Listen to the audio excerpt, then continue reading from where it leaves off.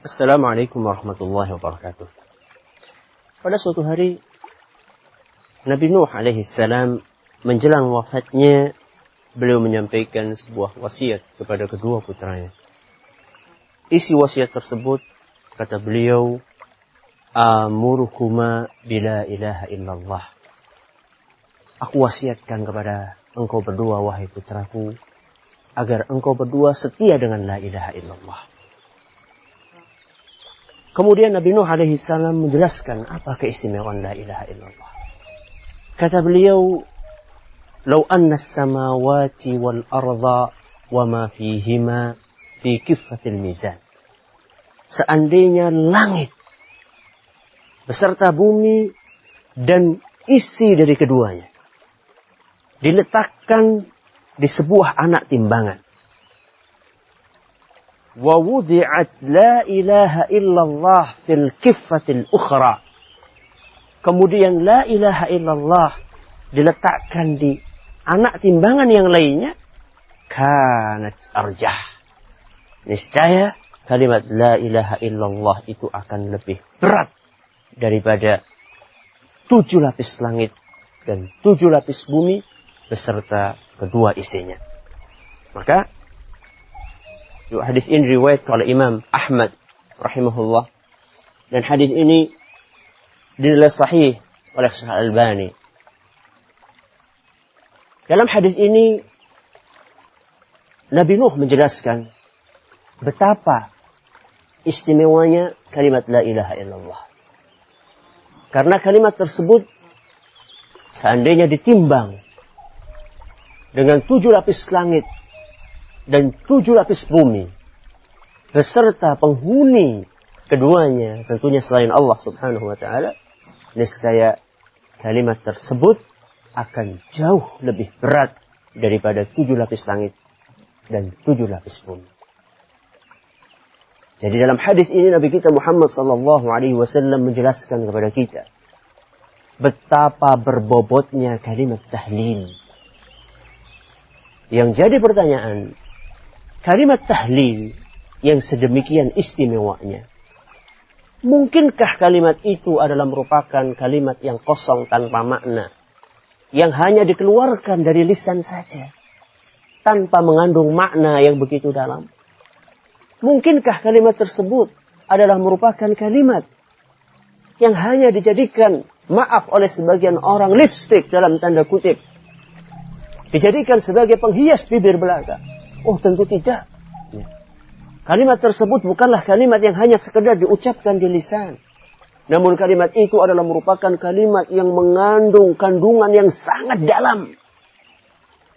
Makanya pernah suatu saat Imam Wahab ibnu Munabbih didatangi oleh salah seorang kaum muslimin dan berkata, "Alaysa la ilaha illallah miftahul jannah?"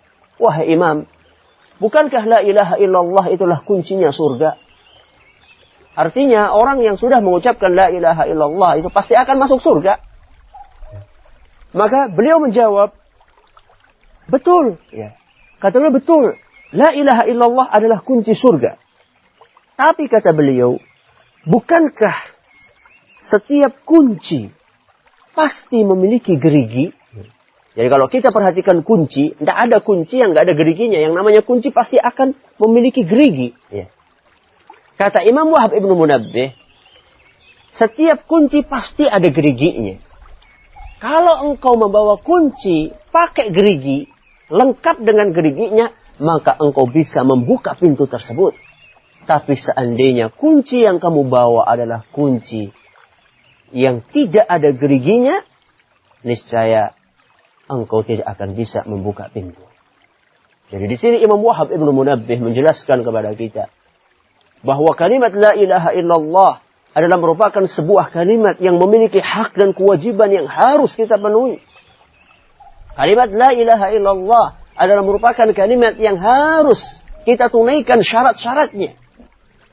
Dan tidak usah merasa heran, dari mana kok ada syarat-syarat la ilaha illallah? Kenapa Anda heran? Bukankah kita senantiasa melakukan salat 5 waktu? Dan yang namanya salat tidak akan diterima oleh Allah subhanahu wa ta'ala kalau tidak memenuhi syarat-syaratnya. Bukankah haji itu juga merupakan ibadah yang tidak akan diterima oleh Allah Subhanahu wa taala kalau kita tidak memenuhi syarat-syarat haji? Misalnya orang berhaji itu harus berakal. Kalau ada orang gila berangkat berhaji, apakah akan diterima hajinya oleh Allah Subhanahu wa taala? Tidak. Begitu pula salat. Salah satu syarat sah salat adalah kita harus berwudu, harus dalam keadaan suci. Kalau misalnya ada orang salat tanpa berwudu, apakah akan diterima salatnya? Tidak akan diterima oleh Allah Subhanahu wa taala. Jadi tidak perlu heran ketika kita mengatakan bahwasanya la ilaha illallah pun ada syarat-syaratnya. La ilaha illallah adalah merupakan rukun Islam yang pertama. Seandainya rukun Islam yang kedua salat, kemudian puasa, zakat, haji dan seterusnya, itu ada syarat-syaratnya. Kenapa la ilaha illallah tidak ada syarat-syaratnya? Maka ini yang harus difahami oleh kaum muslimin. Bahwa kalimat la ilaha illallah bukanlah sekedar kalimat yang diucapkan dengan lisan kita.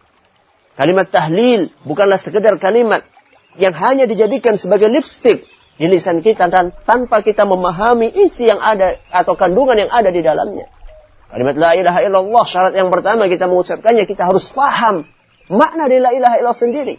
Banyak di antara kaum muslimin tidak tahu arti la ilaha illallah, konsekuensinya apa. Ketika dia mengucapkan kalimat tersebut, apa yang harus dia tunaikan? La ilaha illallah adalah merupakan bentuk pengikhlasan seluruh ibadah kita hanya untuk Allah Jalla wa'ala. La ilaha illallah berarti tidak ada yang berhak untuk disembah kecuali hanya Allah Subhanahu wa ta'ala. Jadi manakala seorang hamba mengucapkan kalimat ini, maka seharusnya tingkah lakunya pun harus disesuaikan dengan kalimat tersebut. Dia mengikhlaskan seluruh ibadahnya hanya untuk Allah Jalla wa'ala. Puasa dia serahkan untuk Allah. Kemudian sholat dia persembahkan untuk Allah Jalla wa'ala. Haji dia khususkan untuk Allah Subhanahu wa ta'ala. Sedekahnya juga seperti itu. Dia pun juga berdoa hanya kepada Allah Jalla wa'ala.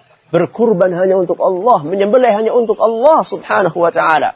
Dan itu semuanya adalah bentuk dari konsekuensi dan praktek dari la ilaha illallah. Jadi kalimat la ilaha illallah bukan sebarang tahlil yang hanya diucapkan dengan lisan.